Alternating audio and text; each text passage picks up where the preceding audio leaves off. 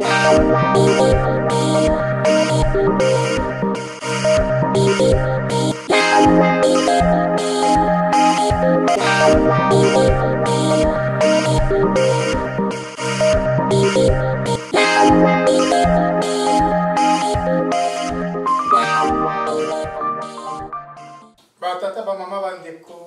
Mesdemoiselles, Messieurs, bonsoir. Merci de nous accueillir une fois de plus chez vous. Nous sommes le dimanche 19 mars.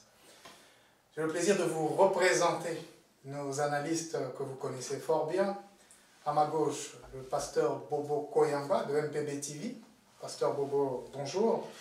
Bonjour, bonsoir, Patrick Hugo. Comment allez-vous? Moi ça va, mais pour le Congo va mal. On va en parler en détail. À ma droite, M. Cornelis Nlandou, agence congolaise de presse, directeur de Onesha Africa. M. Nlandou, comment allez-vous aujourd'hui? Ça va très bien, Patrick. Très très bien. Une pensée pour M. Baudouin Amba de congoindépendant.com qui est en repos pour le moment. Il nous rejoindra dès que possible pour certainement la prochaine émission. En ce jour, nous allons vous parler de quelques points qui nous semblent importants. Évidemment, nous sommes RDC Horizon 2023. Nous allons parler des élections, donc de l'état de l'évolution du processus électoral. Le premier sujet sera la CENI. Il y a bien sûr la question de la question sécuritaire en République démocratique du Congo dans sa frange orientale. Vous connaissez tous les groupes armés, les rébellions, etc., et toutes les forces multinationales qui sont sur le terrain.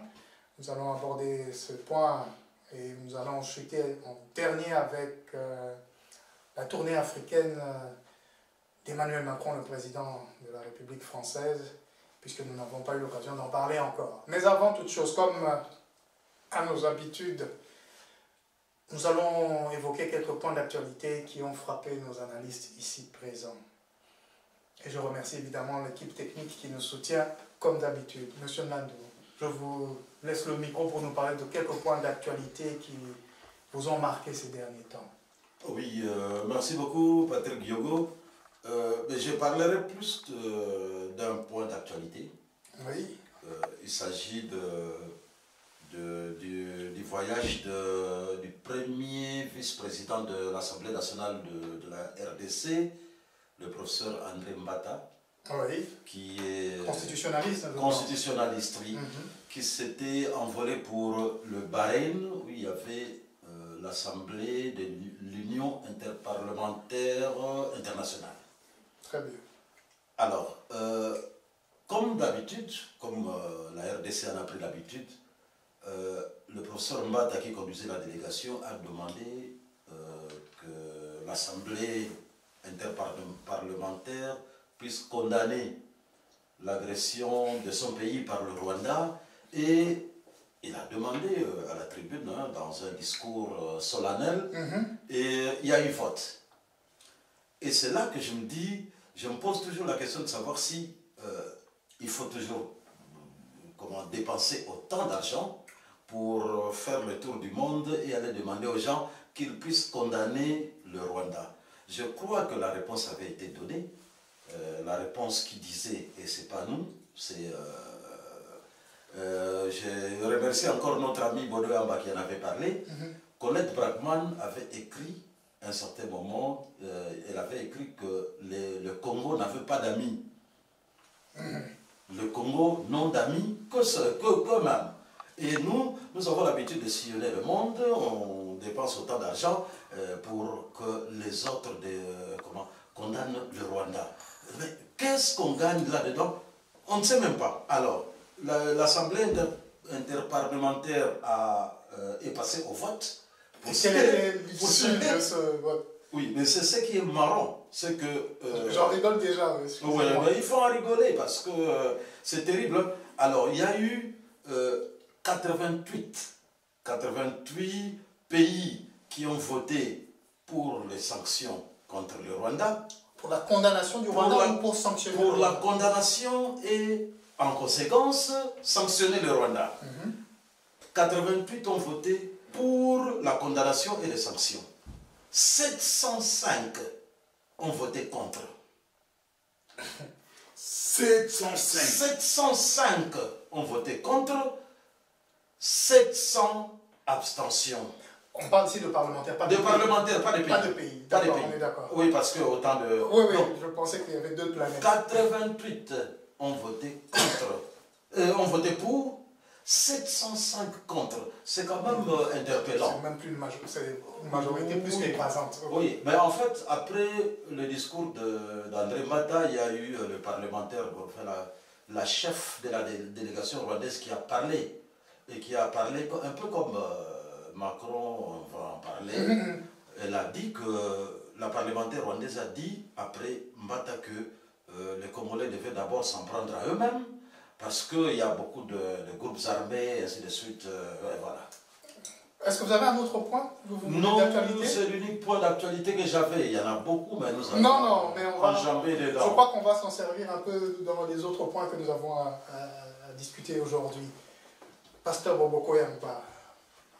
Moi j'ai deux points.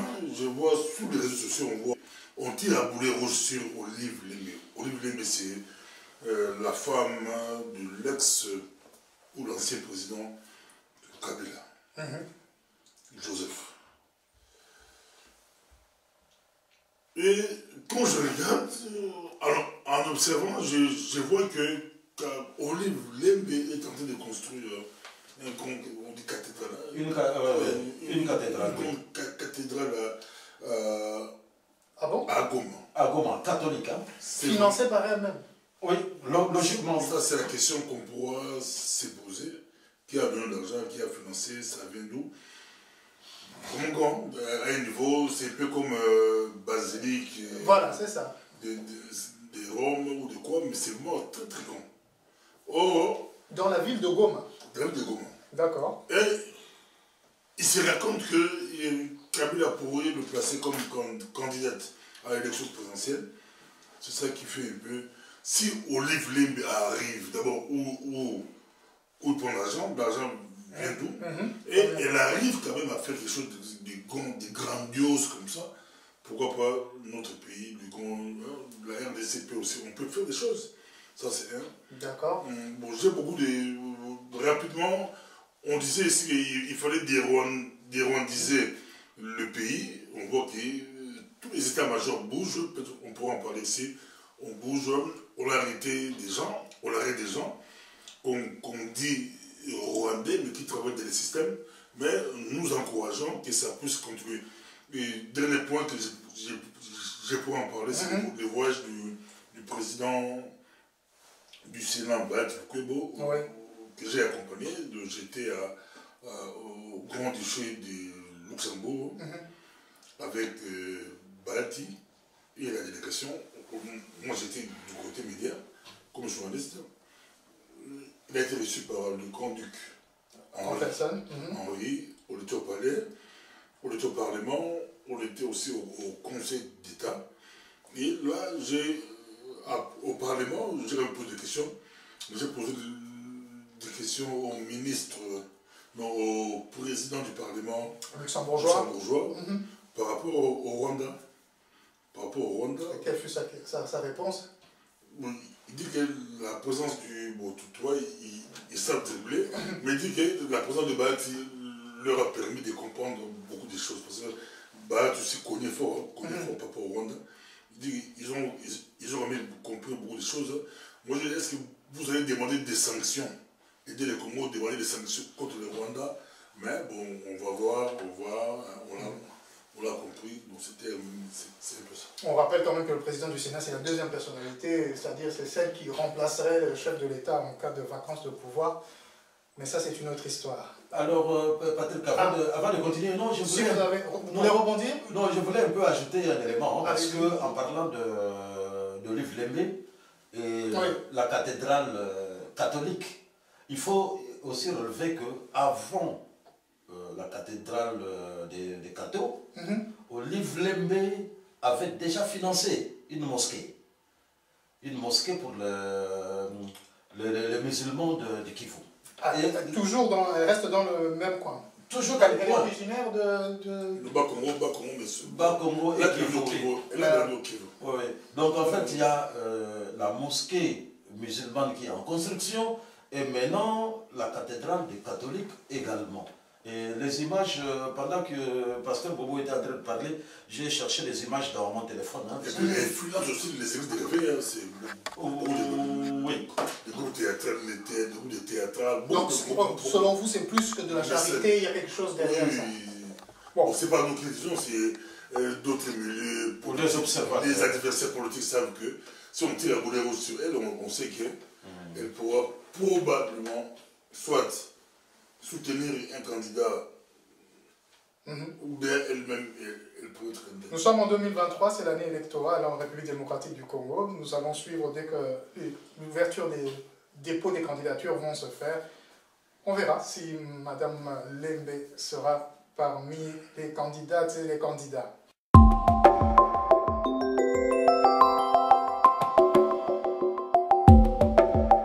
Notre premier point concernant la Commission électorale nationale indépendante. Le bureau de la Commission électorale nationale indépendante, la CENI, en la personne de son président, M. Denis Kadima, avait un calendrier bien précis. La première phase concernait l'inscription et l'enrôlement des électeurs sur 3 aires opérationnelles. Normalement, le 17 mars devait s'achever la 3e ère opérationnelle et boucler le tout. Je regarde les chiffres. D'après la dernière communication du vice-président de la même CENI, M. Manara, si ma mémoire est bonne. Didi Manara. Didi Manara, merci M. Nlandou. Nous serions au 14 mars à 34 445 449 enrôlés, toutes les aires opérationnelles confondues, sans la diaspora, puisque comme vous le savez, Belgique, France, République sud-africaine, Canada et États-Unis ont rejoint le corps électoral pour les élections présidentielles et on avoisinerait alors les 49 932 697 électeurs enregistrés. Le vice-président de la CENI s'auto-satisfaisait du travail qui a été fait. Nous aussi, mais il semblerait qu'il y ait quand même des délais supplémentaires qui ont été rajoutés. Monsieur Nlandou, est-ce que vous avez des éléments par rapport à ça? L'ère opérationnelle 3, comprenant le Canada, les États-Unis et la partie est de la République démocratique du Congo, aurait eu un délai de récupération, comme ils appellent ça là-bas. Est-ce que vous pouvez nous le confirmer? Oui, mais là on s'attendait déjà parce que l'ère opérationnelle 1 avait déjà eu droit à une rallonge de 25 jours. De 25 jours.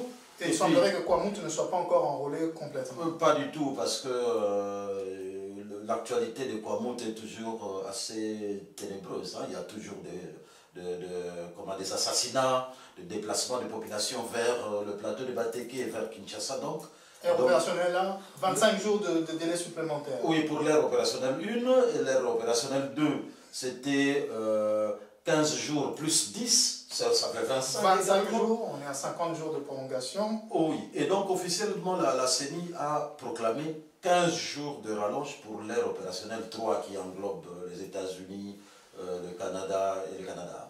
Alors, on s'attend à ce que de 15, qu'on ajoute encore 10 comme ça a été fait pour l'heure opérationnelle 1 et 2. On quitte le mois de mars et on entre dans le mois d'avril, si mes calculs sont bons. Oh oui, exactement. C'est pour cela, d'ailleurs, quand on voit le calendrier électoral, après, donc l'identification devait avoir lieu autour du 25 mars, je crois, au 27 mars, oui, pour toute la République. On devait s'arrêter au 17 mars. Au 17 mars. La date initiale, c'était le 17 mars. Oui, et donc on est en dépassement quand même du calendrier tel que promulgué tel que annoncé ou tel que vulgarisé par la CENI. On est quand même en retard. Et donc ça prendra aussi un retard pour l'étape suivante qui est... l'étape de la législation, je pense. La publication des statistiques et qui devait être suivie par la répartition des sièges qui est 2 étapes importantes. Et donc ça va quand même empiéter sur les 2 étapes suivantes, mais également Et naturellement, ça ce n'est que, mathématiquement parlant, on ne pourra pas avoir les élections le 20 décembre, le 20 décembre tel que prévu. Mathématiquement, j'ai dit, hein, parce qu'on pourra y revenir. Il y a d'autres facteurs qui vont concourir à ce qu'il y ait un retard quand même. Voilà, nous sommes à 9 mois et 1 jour à date des élections prévues le 20 décembre 2023. Ici, à RDC Horizon 2023, nous avons, après analyse de ce que nous avions vu dès le début de cette phase, nous étions presque tous d'accord pour dire qu'il y aura un glissement, c'est comme ça qu'on l'appelle, et que la date du 20 décembre, si ces phases qui sont dans le chemin critique, pour parler en termes techniques, sont dépassées, la date butoir du 20 décembre sera dépassée également. Pasteur Bobo, lorsque je regarde l'ère opérationnelle 3, pour laquelle on a accordé une rallonge, et qui nous pousse au mois d'avril, vous nous aviez déjà signalé qu'aux États-Unis, et voire au Canada également, enregistrer des Congolais simplement dans les ambassades, ou je ne sais pas si c'est aussi dans les consulats, c'est quelque chose logistiquement, financièrement très compliqué à faire, non pas pour la CENI, mais pour les Congolais eux-mêmes. Et je vais reprendre ici, avant de vous passer la parole, les chiffres communiqués par le même vice-président de la CENI concernant les États-Unis. Au 14 mars, il n'y avait que 168 enrôlés. Je rappelle que ça avait commencé pour l'ère opérationnelle 3 le 16 février. Nous sommes là au 14 mars, il n'y avait que 168.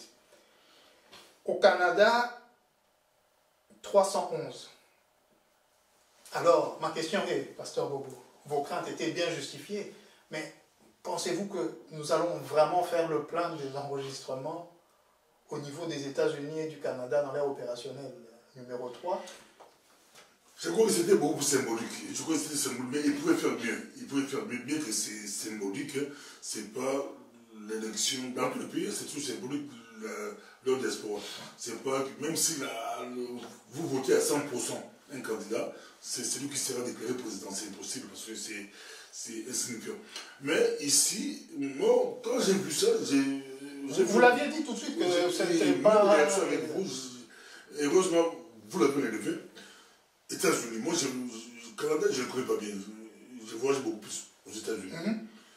Éparpillé, grand, il y a une forte communauté de Congolais partout. Et c'est pour ça que quand je vois 168 pour les États-Unis, je me dis, c'est tout ce qu'il y a comme maintenant. Oui, mais pour venir voter là, c'est difficile. Bon, je n'ai pas compris, même à Washington, il y a beaucoup de Congolais. Pourquoi? Peut-être ils sont américains ou autres. Mais pour se déplacer là, venir à Washington, mais c'est casse-tête. Il faut avoir plus ou moins 1000 euros ou 500 euros, 1000 euros pour venir voter. S'enregistrer simplement. Excusez-moi, pour venir s'enregistrer. Et ça sera la même chose le jour où il faudra voter. Il faut avoir 2000 euros pour s'enregistrer. Pour son droit de vote. Ou 1000 euros, c'est pratiquement impossible. Alors, la question que je vous pose à tous les deux, c'est est-ce qu'à ce titre-là, le fait que la diaspora participe, ce qui est une très bonne chose, hein, nous l'avons toujours appelé de tous nos voeux, nous n'avions même pas compris pourquoi au cycle électoral précédent cela n'a pas été fait. Est-ce que ça reste de l'ordre, comme le disait le pasteur Bobo, du symbolique, ou est-ce qu'il y a vraiment la volonté de faire participer le plus grand nombre pour choisir les représentants du peuple, monsieur Nandou? Oui, mais vous savez, Patrick, merci beaucoup pour la question, mais vous savez que faire participer déjà la diaspora, c'est un casse-tête. C'est un casse-tête. Et donc, il faut déjà féliciter la volonté politique qui est là. Nous l'avons souligné ici dès le début. Hein. C'était vraiment ce qu'il fallait faire. Exact. Donc, la volonté politique qui est à relever ici, ce n'est qu'une volonté politique, hein, parce que vous avez dit tantôt, vous vous posez la question de savoir pourquoi ça n'a pas été fait avant. Voilà. Justement, la volonté politique. Et donc, c'est, comme a dit Pasteur Bobo, c'est symbolique. Et donc, c'est un essai. Il y a beaucoup de ratés, évidemment. Beaucoup de ratés, hein, vous l'avez relevé tous. Et beaucoup de plaintes aussi. J'avais fait un débat avec Colonel Savant. Il y a aussi beaucoup de plaintes. Hein, beaucoup de plaintes. Parce que, au niveau intérieur ou extérieur? Au niveau intérieur. Au niveau de la population, de la diaspora, les gens se plaignent, ils n'ont pas tel document, tel document. Moi, je dis toujours que c'est des élections. On ne peut pas vous laisser comme ça venir voter, sinon il y aura des fraudes. Ils ont mis des garde-fous. On était avec vous, quand Manon a parlé. Ça, c'était à l'ambassade de la RDC. En Belgique. La communication ne passe pas bien. Ouais. Parce que beaucoup de gens se plaignent qu'on a voulu le faire, mais ça n'a pas été possible. Ils ont mis beaucoup de garde-fous parce que c'est des élections. Pour éviter des fraudes. Parce que même si c'est symbolique, mais ça aura un effet psychologique. Quand on dirait que en Europe ou en Belgique, tel candidat a gagné, les gens vont crier, tel a gagné, donc c'est symbolique. Mais je voulais quand même ajouter quelque chose. Parce que vous avez interrompu. Oui, on m'a interrompu. Non, mais ça fait partie du débat. Ça fait partie du débat, mais je suis de même interrompu. Oui, c'est-à-dire, le problème qui est là, c'est que Pasteur Bobo disait qu'il y a eu un problème de communication. Moi, je ne crois pas. Je crois plutôt que le Congolais, dans sa nature, estime qu'il a tous les droits, même quand il a cessé d'être Congolais. Moi, je crois que nous ne parlons pas d'un petit village dans le Bandundu ou dans le Congo central ou à l'Équateur. Nous parlons plutôt d'un pays qui a ses lois. Et ces lois-là, vous voulez, les Congolais voudraient que tout le monde respecte ces lois-là. Mais ça doit commencer par nous, les citoyens. C'est un pays qui a ses lois, qui estime que la nationalité congolaise est une exclusive. Donc quand vous avez acquis une autre nationalité, attendez plutôt que la loi soit changée. Mais jusque-là, la loi n'a pas encore changé. Et donc, dès que vous avez acquis une autre nationalité, vous êtes exclu de la nationalité. Enfin, on ne vous a pas exclu de la nationalité congolaise, hein, mais vous vous êtes exclu vous-même. C'est une loi. Mais ce qui est positif, c'est qu'il y a une avancée. Tout le monde est d'avis qu'il faut changer cette loi-là. Mais cette loi-là n'est pas encore changée. Donc, gardons d'abord cette loi telle qu'elle est. Quand elle va changer, nous allons appeler tout le monde au dîner. Mais la loi n'a pas encore changé. Mais est-ce qu'il ne faudrait pas qu'on parle de pourquoi nous estimons que les élections ne vont pas avoir lieu? On va y revenir. Restons un peu sur la diaspora. Okay. Quand nous regardons les chiffres, France, 5485 enrôlés au 14 mars. Belgique, 2913. République sud-africaine, 2946. Je ne sais pas, j'ai l'impression que les chiffres sont très bas. Est-ce que c'est, comme vous le disiez, beaucoup ont changé de nationalité, même ceux qui vivent en République sud-africaine, il y a si peu de Congolaises et de Congolais. D'autres sont des réfugiés. Ils veulent arriver, ils n'ont pas de cas de résidence possible. Il faut avoir un cas de résidence. S'il n'y a pas de cas de résidence, il est plus valable. Parce que moi j'étais à l'ambassade, j'ai vu comment des amis qui arrivaient discutaient.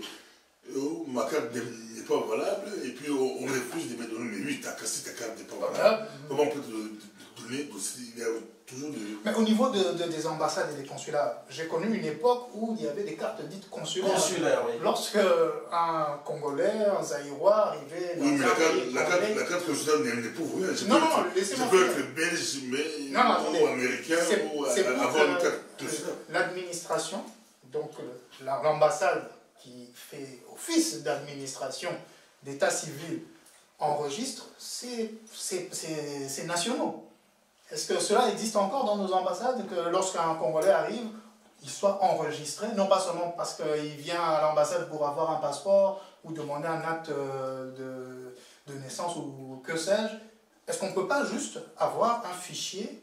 Est-ce que ça ne fait pas partie de l'exercice que le ministère de l'Intérieur, le ministère des Affaires étrangères, que l'ONIP, que la CENI devrait faire, c'est d'enregistrer ces nationaux tout simplement, monsieur Land?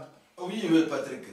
Mais il faut savoir que la RDC a beaucoup évolué dans le bon ou dans le mauvais sens. Quand nous sommes arrivés en Europe, nous avons connu l'ambassade de la RDC qui était notre maison. Et tout le monde y allait. Mais en 90, Mobutu prononce son discours de la démocratisation. Et on a eu plusieurs partis. qui ont coupé la RDC en plusieurs morceaux. Si bien que certaines personnes ne pouvaient même plus mettre les pieds à l'ambassade parce qu'ils étaient opposants, parce qu'ils étaient ceci, ils étaient cela. Pire, légalement, les réfugiés politiques n'ont pas accès à l'ambassade. N'ont pas accès à l'ambassade. Ce qui est tout à fait normal. Oui. Selon les conventions internationales. Parce qu'il peut y avoir une caméra quelque part qui vous voit entrer dans votre ambassade et puis on vous retire votre titre ainsi de suite. Et donc, à un certain moment, je savais, moi quand je suis arrivé, j'ai pris ma carte consulaire. Mais est-ce qu'aujourd'hui les cartes consulaires existent? Je crois que oui. Et d'ailleurs, dans la loi électorale, à la place du passeport, quand vous avez votre carte consulaire, la carte est valable.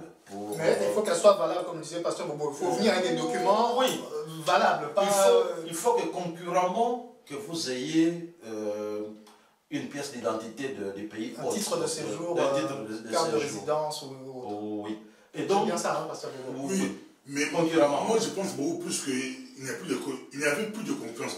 À l'époque de Kabila, il n'y avait plus de confiance entre l'ambassade et sa population. C'est aux ambassadeurs partout à travers le monde de faire ces rôles-là de marketing. Parce qu'avant, la réponse était des mouvements de pression où on prenait nos ambassades comme des représentants d'un pays occupé. Le pays était sous occupation. Mais précision.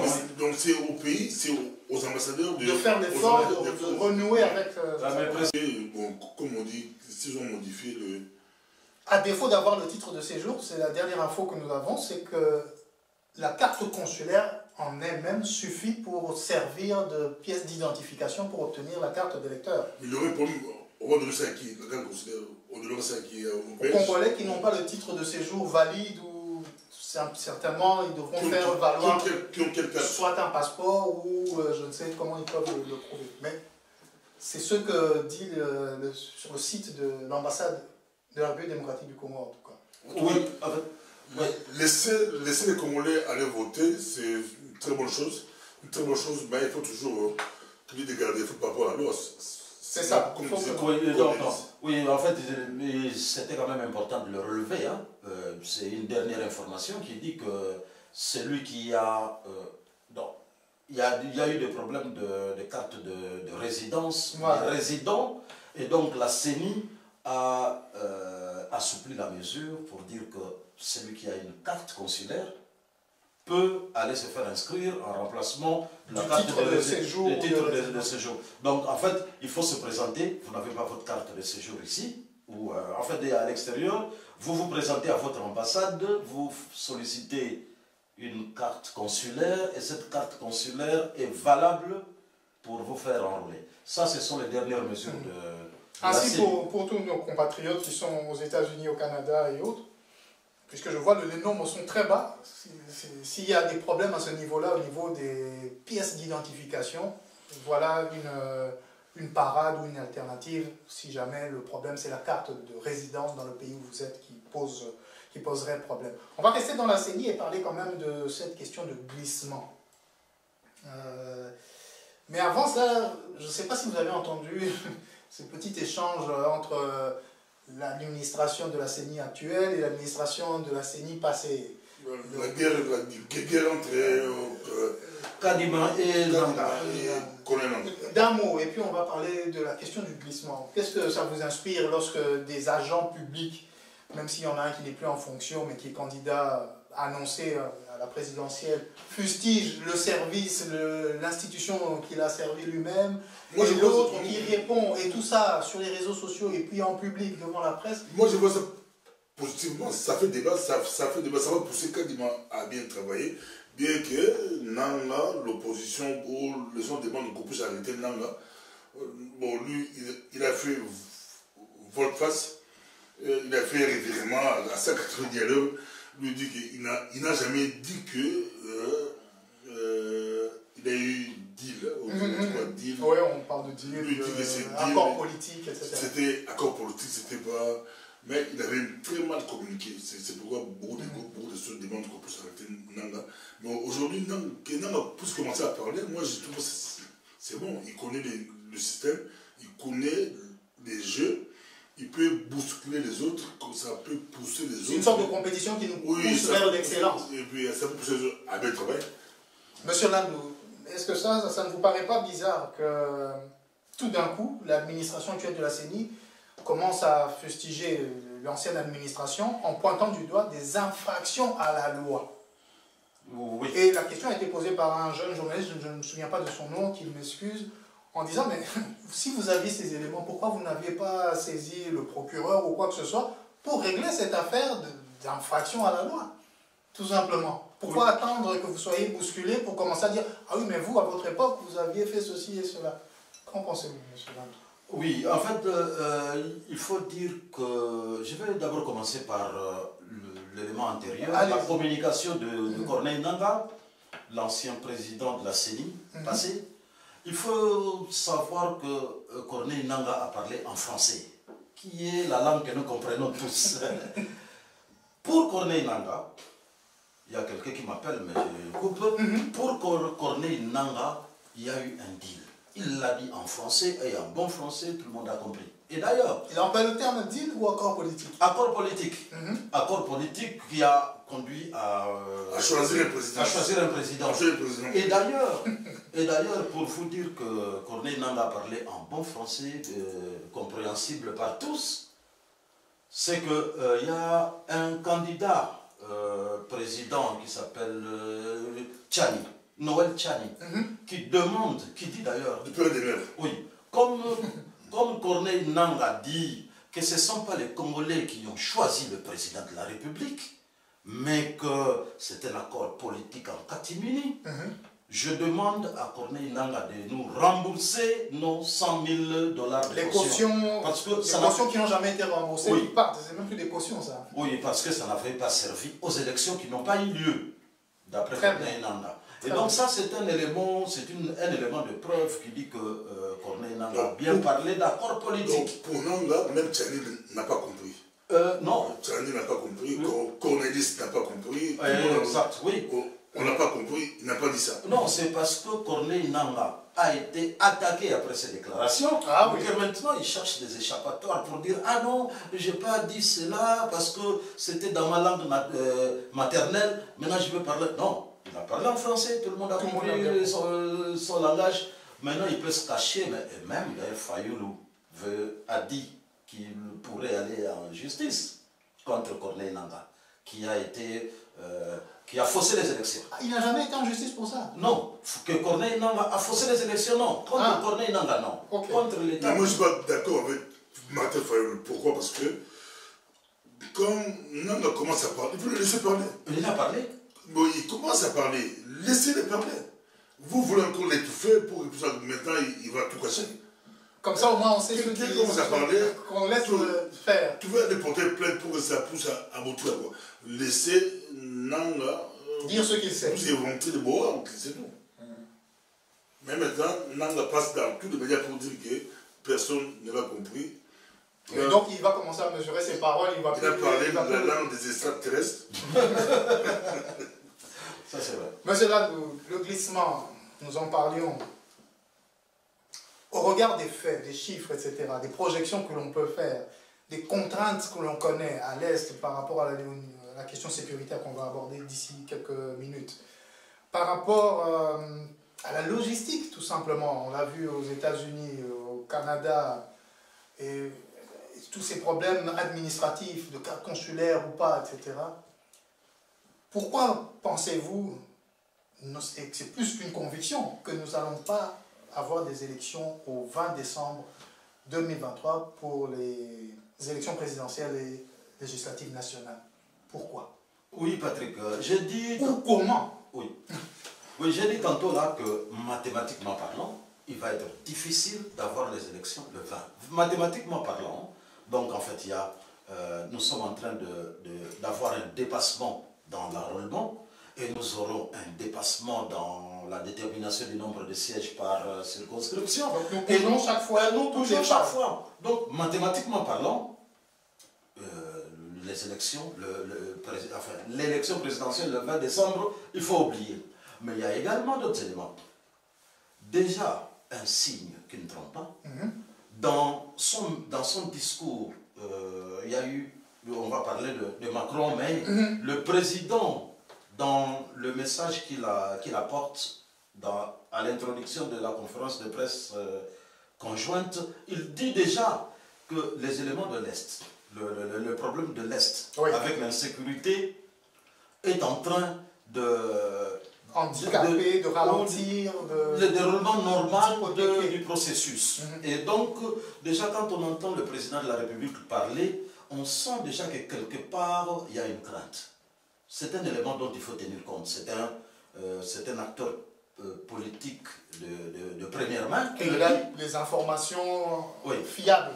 Oui, et donc ça, il faut en tenir compte. Des deux, j'ai suivi il y a une semaine et demie, quand Pasteur Bobo était au Luxembourg avec le président du Sénat, moi j'étais avec une délégation conjointe de la CENCO, la conférence épiscopale du Congo, et l'ECC, l'église du Christ au Congo. Une délégation conjointe. Donc église protestante et église catholique. L'église catholique, les évêques qui chapeautent les deux églises, ont fait une tournée dans les diocèses de la Belgique. Évidemment, c'était quoi? Rencontrer les personnalités qui comptent. Ils ont rencontré comment il s'appelle, le cardinal belge. Oui. Ils ont rencontré certaines personnalités. Daniel Joseph, je pense. C'est pas Daniel, non, c'est décédé. Hein. Ouais. Alors, ils ont rencontré des personnalités ici, que ce soit à l'Union européenne ou en Belgique également, pour expliquer un peu le processus tel que elle, la CENCO et l'ECC voient. C'est quand même des témoins privilégiés de ce processus. Et selon vous, en filigrane, c'est aussi la même question du glissement qui est annoncé. Exact. Comme disait d'ailleurs notre confrère Amba, qui est absent, qui est empêché, il disait que l'Église catholique a l'avantage d'être à tous les coins du pays. Oh, que si. Et oui. Et donc, les catholiques qui ont tenu une conférence de presse à laquelle j'ai assisté se plaignent du fait qu'il y a beaucoup d'incidents dans ce processus d'enrôlement des Congolais. Il y a beaucoup d'incidents, il y a beaucoup d'irrégularités. Les incidents, par exemple, dans des bureaux d'enrôlement qui sont attaqués par des groupes armés, ça c'est à l'Est. Je crois que ça s'est passé à Beni. À Beni ou Ituri, quelque chose de pareil. Oui. Alors, il y a également, ça c'est le porte-parole de l'église du Christ au Congo qui en a parlé dans la conférence de presse, il dit heureusement ou malheureusement, il y a eu un accident de voiture. Une 4x4 d'un officiel, d'un député, d'un individu privé. Un député national, et dans la camionnette qui tombe, qui fait un accident, il y a 30 000 cartes d'électeurs vierges. Il dit heureusement qu'il y a eu cet accident-là. Mais ce n'est pas tout. Il y a 2 semaines ou 1 semaine et demie. Parce que ce n'était pas une question de logistique, ils n'avaient pas de véhicule. La CENI n'avait pas de véhicule, alors le député national a prêté son véhicule. C'est pas dans la loi. Je dis ça juste pour voir, on ne sait jamais. Oui, l'avocat du diable, mais ici, il n'y a pas de diable. Et ce n'est pas un incident isolé, parce qu'il y a 1 semaine et demie, on vient encore de saisir 30 000 cartes vierges. Le chiffre est interpellant. L'accident, 30 000. Et 30 000 encore, et toujours dans le Kasaï. Pourquoi le Kasaï? Ils conduisent mal peut-être? C'est possible. Mais c'est encore un député qui a un parti politique. Je ne vois plus ce parti politique. Un député provincial ou national? Non, national qui a un parti politique, quelque chose comme ACI, qui est membre de l'Union Sacrée, chez lui, et ça c'est la NER. Qui va l'Agence nationale de renseignement qui va découvrir 30 000 cartes vierges et se saisissent des cartes. Et il y a eu, je crois, une action en justice qui est intentée. Mais ce qui est... j'ai beaucoup aimé la conclusion du porte-parole de l'Église protestante qui dit, si ce sont 2 incidents, mais combien d'incidents dont nous n'avons pas connaissance. Vu qu'il n'y a pas eu d'accident ou d'enquête, etc. Alors, le protestant, le porte-parole de l'église protestante qui conclut, il dit, avec 30 000 cartes vierges, donc quelqu'un peut se faire élire député national chez lui à la maison. Et ça, c'est un problème dont il faut tenir compte. Et pour l'église catholique et l'église protestante, ils estiment qu'il faut, et là, ça va aussi empiéter sur le calendrier et le glissement. Pour l'église catholique et l'église protestante, il faut nécessairement que les acteurs politiques puissent se réunir autour d'une table et décider si le processus électoral est vicié ou si le processus électoral peut encore continuer tel qu'il est. Pasteur Bobo, qu'est-ce que vous pensez de tout cela? On a entendu les députés nationaux du Nord qui demandaient également qu'il y ait une suspension du processus électoral. Le FCC l'avait fait avant. Vu la situation sécuritaire et autres qu'il y a dans cette partie de la République. J'en ai parlé dans mes actualités compliquées. J'en ai parlé, j'avais titré que tout le monde veut le glissement, que ce soit un glissement qui arrange tout le monde. C'était voilà. Mon titre, un glissement qui arrange tout le monde. Que ce soit les pouvoirs, l'opposition, la société civile. C'est comme si tout le monde travaille pour le glissement. Avant, j'avais des doutes. Des beaux débats avec Baudouin, économistes. Peut-être eux, ils étaient mieux informés? Non, bien avait... Baudouin déjà. Mais moi, j'étais un peu sûr que... Oui, parce que je me basais sur le président de la CENI présenté comme celui que... Mais maintenant, c'est vraiment de plus en plus trop clair. Quand je vois même le président Félix avec Macron, aborder dans le sens là que si on vous disait, j'avais tout compris qu'il y a un glissement. Alors vous nous tendez il y a un glissement qui arrange tout le monde. Vous nous tendez ça arrange et l'opposition et les pouvoirs. Vous nous tendez la perche, on va alors inverser juste l'ordre des choses.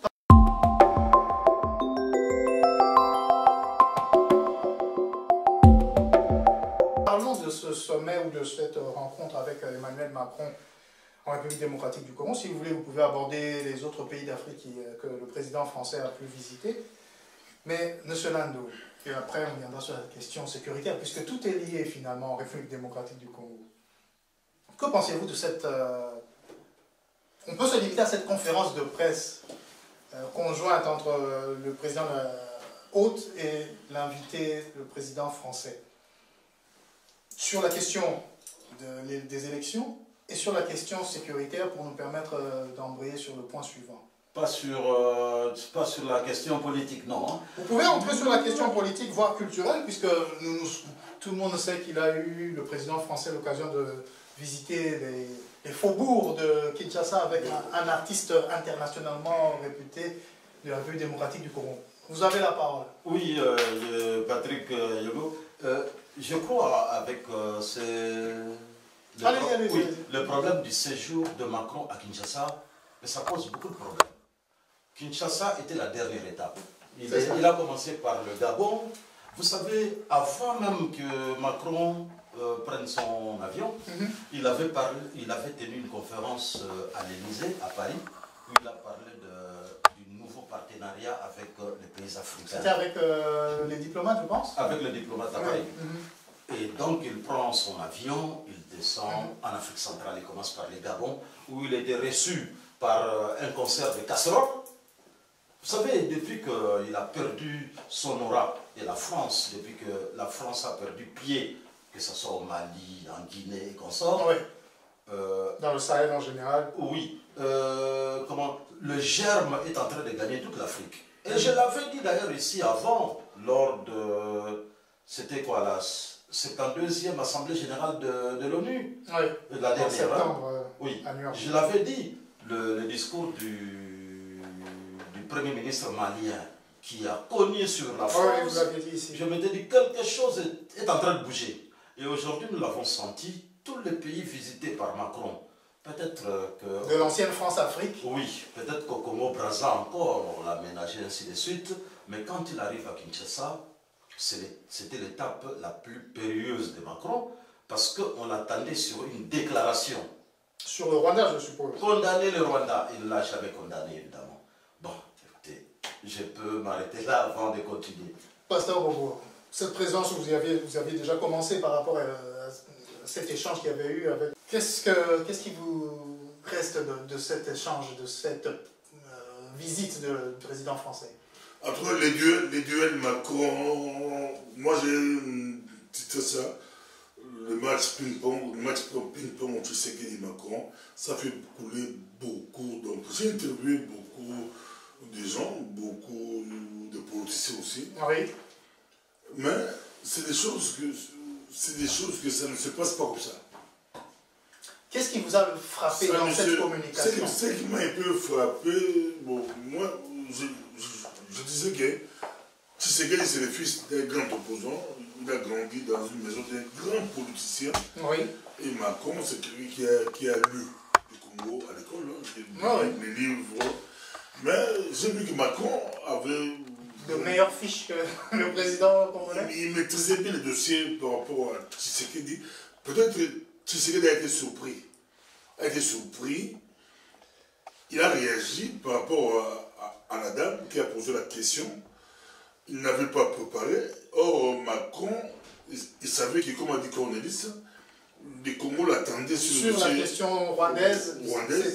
Et il s'est bien préparé. C'est comme un joueur, il s'est bien préparé pour le match. D'ailleurs, il se raconte que même avant de voir Tshisekedi, il avait vu Mukwege. Or, Mukwege, c'est aussi quelqu'un qui maîtrise bien les dossiers. Surtout qu'il vit à l'est de la... Macron a été très bien coaché. Je n'ai pas compris comment un Tshisekedi, président Tshisekedi, qui est président du Congo, peut-être qu'il était coincé par rapport à quand Macron lui parle de 94. En 94, lui le président dans l'opposition, c'est Mobutu qui est président. Oui. Donc Tshisekedi pouvait cogner Macron à surfer sur la continuité de l'État. Oui. Donc il devrait défendre Mobutu pour gagner Macron. J'apprécie parce que cet élément est très important. Nous avons remarqué dans le chef du président de la République actuelle, et même de ses prédécesseurs, que l'on essaie d'effacer la question Mobutu comme si le pays s'était arrêté pendant une trentaine d'années. C'était l'erreur. Alors qu'il y a une continuité de l'État. Pour gagner Macron, pour battre Macron, il fallait défendre Mobutu. Et donc défendre le Congo. Défendre le Congo. Et je vois que c'est le Toudoula qui l'a fait. Le ministre des Affaires étrangères. Le Toudoula l'a fait, il rappelle à la France que c'est l'opération turquoise qui a déstabilisé le pays. Mobutu ne voulait pas, et la France, ils ont fait pression. Ils ont fait pression sur Mobutu, et Mobutu a accepté l'inacceptable. Et il y a eu des milliers de personnes qui ont vu. C'était le début de la mort du Congo qui Macron se vante. Il prend les phrases de Kagame, c'est pas nous, c'est vous-même, c'est vous-même. Oh, c'est eux. C'est eux. Donc, et puis... c'est-à-dire qu'il y avait continuité de l'État dans les deux sens. Autant pour la France, Macron était comptable pour ses prédécesseurs, défend les autres. Et donc, nous, c'est les vrais défendre de Mobutu.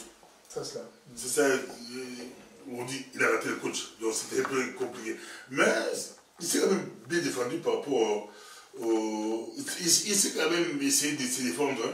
Et sur la forme, on peut encore aller sur le fond évidemment, mais sur la forme, est-ce que... Ça se passe comme ça, sur la forme, ça se passe comme ça. On a entendu certains disaient, mais il y a quelque chose qui n'allait pas dans la forme. Sur la forme, ça ne se passe pas comme ça. Ça se passe, j'ai dit même, j'ai discuté avec des gens pour dire que c'est Tshisekedi qui a commencé. D'autres disent que c'est Macron qui a provoqué. Il a fait un commentaire sur le commentaire. Non, il précise que je fais mon commentaire sur le commentaire. Donc c'est Tshisekedi qui a fait un commentaire sur une question posée à Macron. Et Macron, pour plaire à son audience, l'auditoire qui était devant, ou c'était parce qu'il était touché lui directement? Il était touché directement. Donc il a réagi par émotion. C'est un dossier, il était coincé. S'il ne répondait pas, l'opposition allait crier à... On l'a tapé. S'il répondait, on allait dire qu'il a brisé des règles de la diplomatie ou quoi. Et évidemment, le président français ne pouvait pas laisser passer ça. Il a préféré le faire et Macron a profité pour dire que je ferai commentaire sur le commentaire. Monsieur Land, vous avez des éléments encore à soulever ou à relever lors de cet échange qu'il y avait eu entre le président français et le président congolais? Mais vous savez... C'était le 4 mars, si ma mémoire est bonne. Oui, oui, le 4 mars, le 3. Ou le 3 mars, parce qu'il est reparti le 4, oui. Et donc, lors de cette conférence de presse conjointe, vous sentez qu'on sort des normes diplomatiques telles que nous les connaissons et que les deux présidents sont en train de se rentrer dedans. Donc, aucune forme possible. On n'a jamais vu une conférence de presse conjointe où deux personnes sont en train de se chamailler. On n'a jamais vu parce que c'est une conférence de presse qui vient après un tête-à-tête.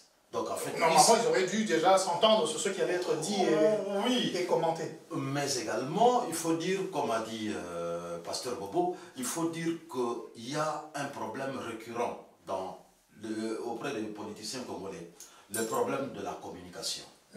Le président Félix Tshisekedi souffre d'un déficit communicationnel très grave. Parce que, et d'ailleurs dans mon éditorial de ce mois, qui va paraître la semaine prochaine, je dis Félix Tshisekedi attaque, 2 points, entre guillemets, et ce qu'il dit.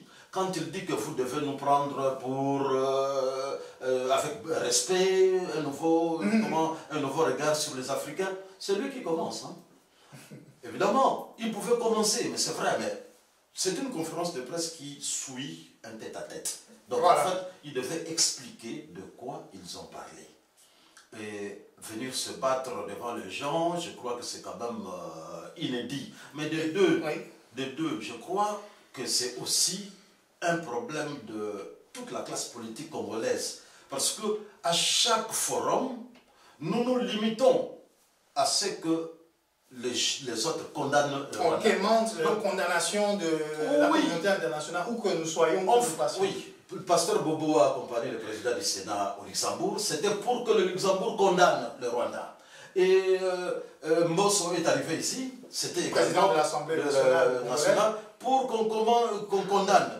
André Mbata est parti jusqu'au Bahreïn avec le fait de... La diplomatie offensive. Oui, mais c'est une diplomatie qui ne... on pouvait le faire avant. Et puis, le Rwanda est à l'avance avec cette diplomatie. Et puis nous avons dit que la RDC n'a pas d'amis. Ce n'est pas dans la... Mais le président de la République l'a dit que l'action diplomatique a échoué. Mais pourquoi on n'a pas d'oreille pour entendre que ça a échoué? Mais faites autre chose. Alors, on va entrer dans le dernier point de ce soir, la situation sécuritaire, puisqu'il en a été question également avec le président Macron. Il nous a été reproché, à nous, la République démocratique du Congo, de manquer d'autorité, de stabiliser notre pays, notre administration, notre armée, et de fait, toute la situation qui en a découlé, hormis l'opération turquoise et ce qui s'est passé... le génocide, triste mémoire, génocide en République du Rwanda. Hormis cela, tout ce qui nous arrive, finalement, c'est parce qu'il y a absence de l'État, pas d'armée, on l'a souvent répété ici, pas de service de renseignement digne de ce nom, pas de service de l'État. Est-ce que la question qu'on nous pose à nous, République démocratique du Congo, n'est-elle pas justifiée? À savoir, le premier responsable de la situation sécuritaire en République démocratique du Congo, c'est bien la République démocratique du Congo.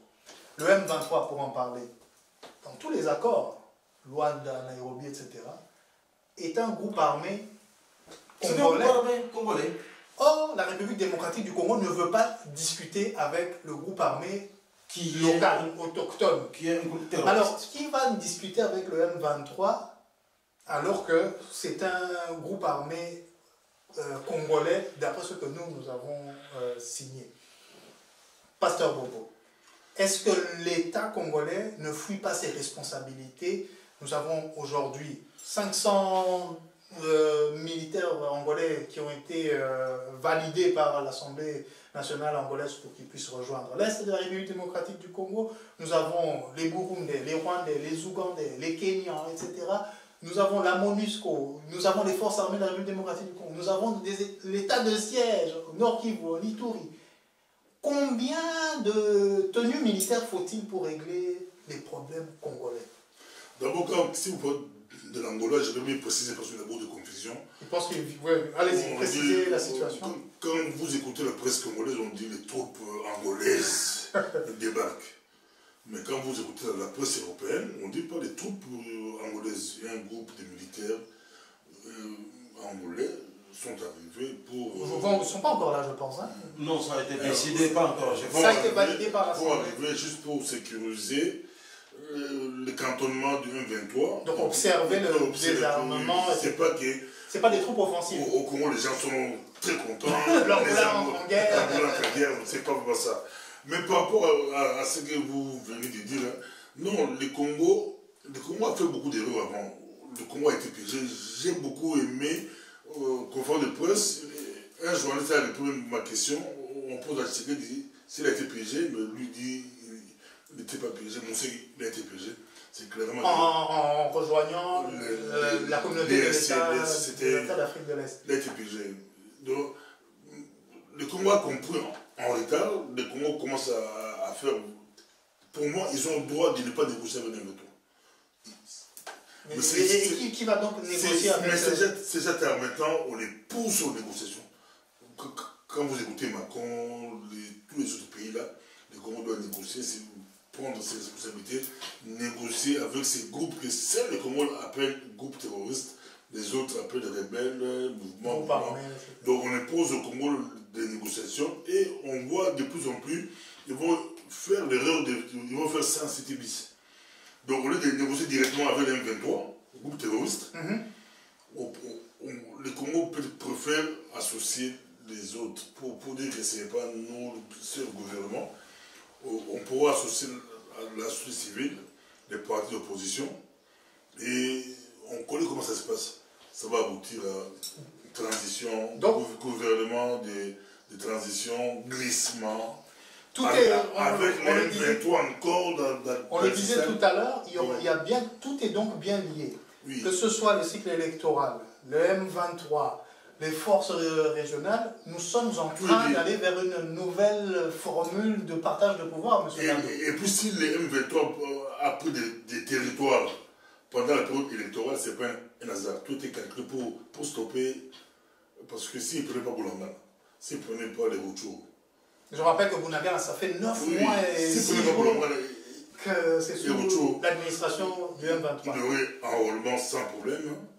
Kadimé allait être très content, on va organiser maintenant, comme vous l'avez dit ici, il y a des groupes même au niveau de Kivu qui demandent qu'on puisse retarder, parce qu'ils n'ont plus de territoire. Monsieur Lando, est-ce que nous ne sommes pas ici, la situation sécuritaire en République démocratique du Congo, n'est-elle pas finalement liée tout simplement à une question de politique interne? C'est-à-dire que nous n'arrivons pas à nous entendre entre Congolais pour comment gérer ce pays. Est-ce que toutes ces fraudes électorales ne sont pas juste des symptômes de ce que nous avons besoin d'un nouveau contrat civil? Bon, mais c'est une façon de lire l'actualité, un autre contrat civil, mais c'est peut-être aussi ce dont parle... Le contrat social. Oui, c'est aussi ce dont... En changeant en mutatis mutandis, comme disent les latinistes, c'est un peu ce dont parlent les protestants et les catholiques, qu'ils se mettent ensemble pour voir si nous sommes sur la bonne voie. Le contrat civil est celui-là. Mais je crois plutôt que la RDC est poursuivie par un signe indien, assez compliqué quand même, parce que l'histoire commence, on encadre avec le... On ne va pas refaire l'histoire ici. On ne va pas refaire l'histoire ici, mais seulement les hommes politiques ne savent pas que nous ne parlons pas d'un petit village, mais plutôt d'un pays qui a des lois. Et l'article, je ne sais pas, 124, je crois, de la Constitution qui dit que le président de la République signe les accords internationaux. Les accords internationaux. Oui, le gouvernement, je crois, je n'ai pas les mots exacts, je peux le retrouver, le gouvernement met en exécution, mais le Parlement est informé par son président. Ça, c'est une loi qui est dans la Constitution, c'est un article constitutionnel. Mais malheureusement, nos hommes politiques croient et j'ai eu la chance d'interviewer en 1984 le grand Africain Kizerbo. Ah oui, vous avez souvent parlé de lui. Qui nous avait dit que l'erreur des Africains, c'est d'avoir confondu le pouvoir, le savoir et l'avoir. Nos politiciens, ce sont des gens qui ont le pouvoir, mais le savoir, ils ne l'ont pas. La Constitution le dit. Monsieur le politicien, comme vous avez le pouvoir et que vous n'avez pas le savoir, l'article de la Constitution vous dit, avant de signer, les autres doivent être au courant. Et malheureusement chez nous, de 94 à Xton, c'était Mobutu. Mais mon ami Baudouin, qui est absent, on ne peut pas donner tort aux absents, avait dit, attention, pendant 18 ans, c'est Joseph Kabila qui était là, et il a tout fait pour que. Joseph Kabila a commis l'erreur de faire appel aux troupes rwandaises qui sont entrées en 2009. Et d'ailleurs, sans consulter l'Assemblée. D'ailleurs, le président de l'Assemblée de l'époque a dû démissionner. A dû démissionner. Il l'a fait. Mais lisons les leçons de l'histoire, simplement. Félix Tshisekedi arrive au pouvoir, il fait appel aux troupes rwandaises qui sont entrées sans que Mbosso de l'Assemblée... Mutualisation d'efforts, je ne sais plus comment s'appeler ça. Sans que Mbosso ne soit au courant. Et on avait déjà créé l'Union Sacrée, qui est une histoire, qui est pro-président de la République. Donc même si nous, Parlement de l'Union Sacrée, on n'est pas informé, on ne jette pas une coup d'œil. Bon, Félix Tshisekedi commet la même erreur, qui lui a coûté cher. De deux, il va signer l'accord avec l'EAC. Le Parlement n'est pas au courant. Mais aujourd'hui, on sait que c'est une erreur. Vous êtes définitif là-dessus? Définitif. L'Assemblée définitif. Il n'y a jamais eu débat sur l'EAC. Et d'ailleurs, Mbosso dit qu'il faut qu'on revoie cet accord-là. Parce qu'il n'était pas au courant. Et non seulement ça. Non, on fait appel aux Angolais aujourd'hui. Les Angolais, qu'est-ce qu'ils font?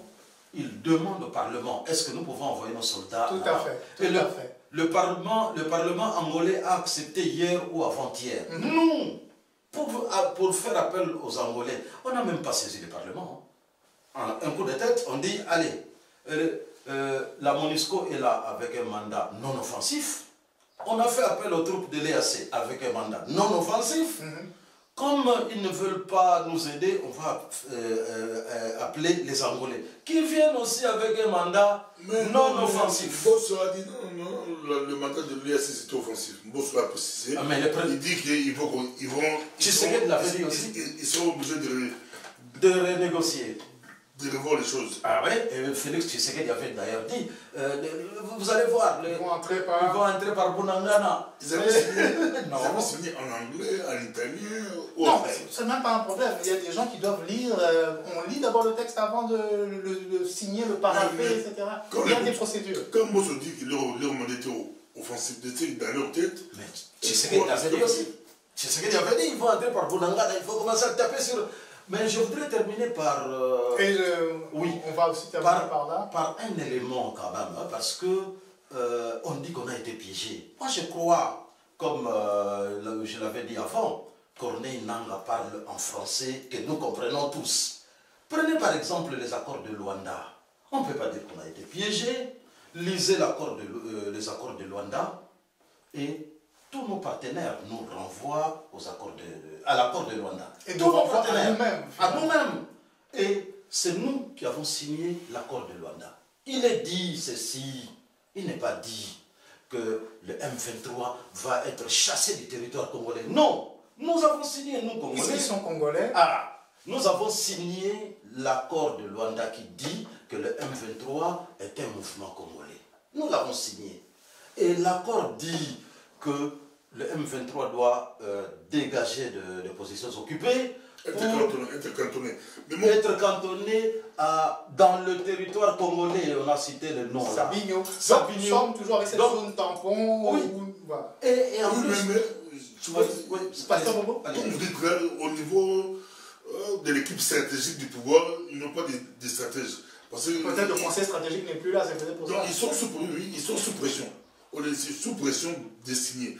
Or, avant d'aller signer, il faut de vrais experts pour regarder. Si j'étais à leur place, moi, Bobo, j'allais proposer ceci. Bon, nous reconnaissons le M23 comme étant un mouvement congolais, oui, mais on va trier vraiment dans le M23, il y a aussi des Rwandais.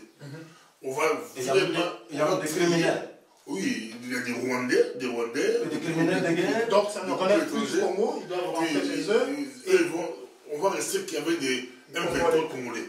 Là, ça peut aller. Mais si vous signez globalement que les M23 sont des Congolais, maintenant, tout le monde vous pousse à respecter les accords. Respecter. C'est comme si c'est les Congos qui ne les respectent pas. Et bien les accords... Respectez au moins ce que vous avez signé. Oui, mais nous avons signé des accords. Est-ce qu'on les a lus? Nous allons terminer là-dessus. Mais je le rappelle. On peut aussi les gagner militairement. Oui, mais ça fait quelque temps que nous avons des états de siège et tout ça. Non, on ne peut pas les gagner. Nous allons clôturer là-dessus. Je vais juste rappeler que l'East African Community a gagné une superficie de 48% avec la République démocratique du Congo. 48%. Et une population de 33% parce que la République démocratique du Congo est entrée dans l'EAC. Et nous savons que nous sommes très peu producteurs, mais grands consommateurs. Et nous sommes, au niveau rien qu'économique, perdants, même si on a accès à l'océan de l'autre côté. Mais pour quels produits que nous faisons ou que nous vendons. Je tiens à remercier de nouveau l'équipe technique. Oui, mais pour terminer, je peux ajouter si vous voulez bien. Je clôture et je vous donne une minute à chacun. Je tiens d'abord à remercier l'équipe technique parce qu'elle nous soutient régulièrement et que ce n'est pas facile de travailler, parfois le dimanche, le week-end, etc. Et je vais passer une minute à chacun des analystes ici pour clôturer avant de vous dire... Oui, il est un dossier chaud qu'on nous rappelle, un dossier très chaud. Il est un député rwandais, congolo-rwandais, tout si on ne sait pas... Congolais d'origine rwandaise. Qui s'appelle... Rwandais d'origine congolaise. Qui s'appelle encore Rwaka Tchouchou. Non. Mwanga Tchouchou. Il a été arrêté, il est emprisonné, mais c'est lui qui a construit l'immeuble, il se raconte pour des choses, l'immeuble était déjà... C'est-à-dire l'immeuble du gouvernement? C'est lui qui a construit, il était au gouvernement national. Il était... Nous, on disait ici, il faut dérwandiser. Bon, nous, on avait beaucoup touché l'armée, la police et les renseignements, mais je crois qu'il faut aussi aller au-delà. Il faut dérwandiser, sinon on ne gagnera jamais cette guerre. Aussi, on arrive à arrêter tous ces gens-là. Cela nous permettra à éviter leurs négociations. Même la Mologne ne viendra pas directement au report du pays. Donc c'est un dossier qui fait couler beaucoup d'encre. Tout le monde en parle. Mais il est député national, le Congolais. Député national, mais il n'est pas membre de la FDC. Parce que j'ai vu le groupe FDC de Baït, ils ont catégoriquement démenti. Il s'est raconté qu'il est du groupe parlementaire, président du groupe parlementaire FDC de Baït.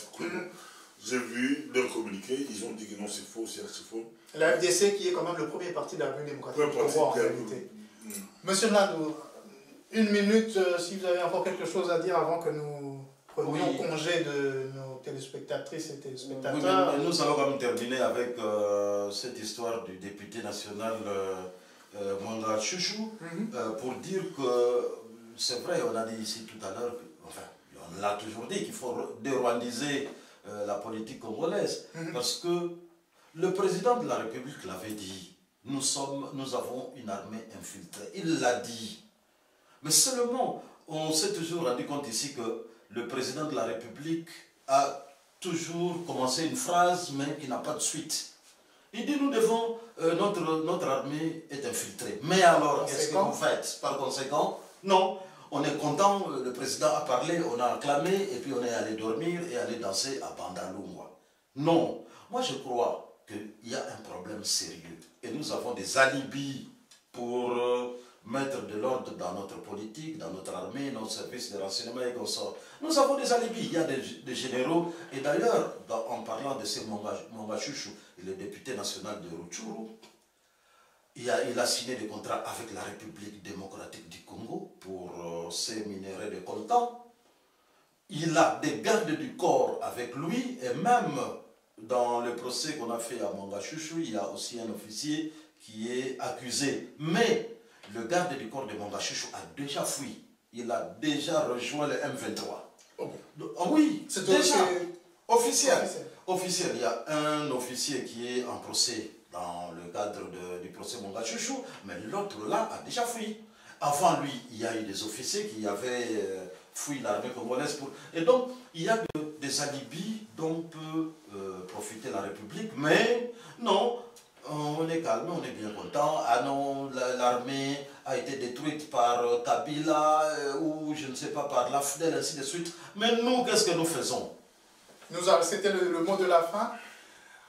Nous tenons à vous remercier une fois de plus de nous avoir accueillis chez vous. Nous espérons vous revoir très bientôt et parler de la République démocratique du Congo. Et je pense que les événements vont commencer à se bousculer maintenant que nous nous rapprochons de la date fatidique du 20 décembre 2023 pour les élections présidentielles et législatives nationales, pour lesquelles nous pensons que cette date ne sera pas tenue et que probablement il y aura un contrat social qui va être mis en place entre la classe politique, entre les animateurs politiques, pour qu'on puisse gérer le pays jusqu'à peut-être la 4e République. Merci à vous et à très bientôt.